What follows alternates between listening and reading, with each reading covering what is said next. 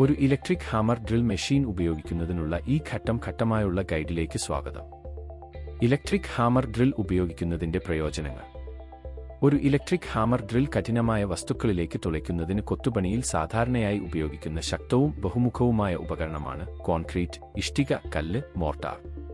ടൂളിന്റെ ഘടകങ്ങൾ. Depth gauge, എത്ര ആഴത്തിൽ തുറക്കണമെന്ന് സജ്ജമാക്കുന്നു. Forward, reverse switch, drill bit ദിശ മാറ്റുന്നു. ഡ്രിൽ ചക്ക്, ഡ്രിൽ ബിറ്റ് പിടിക്കുന്നു. Depth gauge lock, depth gauge സ്ഥലത്ത് സൂക്ഷിക്കുന്നു. ലോക്ക് ഓൺ ബട്ടൺ, ട്രിഗർ പിടിക്കാതെ ഡ്രിൽ പ്രവർത്തിപ്പിക്കുന്നു. ഓൺ ഓഫ് സ്വിച്ച്, ഡ്രിൽ ഓണാക്കുകയും ഓഫാക്കുകയും ചെയ്യുന്നു. 360 റൊട്ടേറ്റിംഗ് സൈഡ് ഹാൻഡിൽ, മികച്ച നിയന്ത്രണത്തിനായി തിരിക്കുന്നു. പരമ്പരാഗത രീതിയും ഇലക്ട്രിക് ഡ്രില്ലും. ഒരു മാനുവൽ ചുറ്റികയും ഉളിയും മന്ദഗതിയിലുള്ളതും മടുപ്പിക്കുന്നതും കൂടുതൽ പരുക്ക് സാധ്യതയുള്ളതുമാണ്.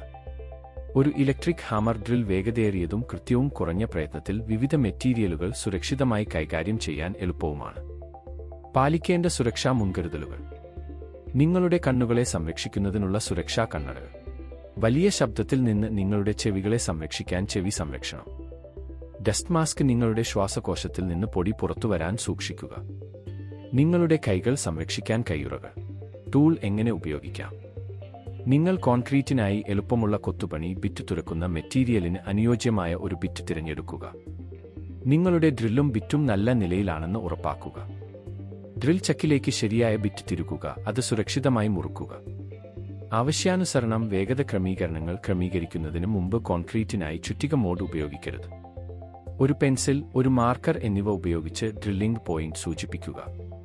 സുരക്ഷാ ഗിയർ ധരിക്കുക. ഡ്രിൽ മുറുകെ പിടിക്കുക. ഡ്രില്ലിംഗ് സമയത്ത് സ്ഥിരമായ മർദ്ദം പ്രയോഗിക്കുക. ഡ്രിൽ നിർത്തുക. ശ്രദ്ധാപൂർവം നീക്കം ചെയ്യുക. മെയിൻ്റനൻസ് ടിപ്പുകൾ.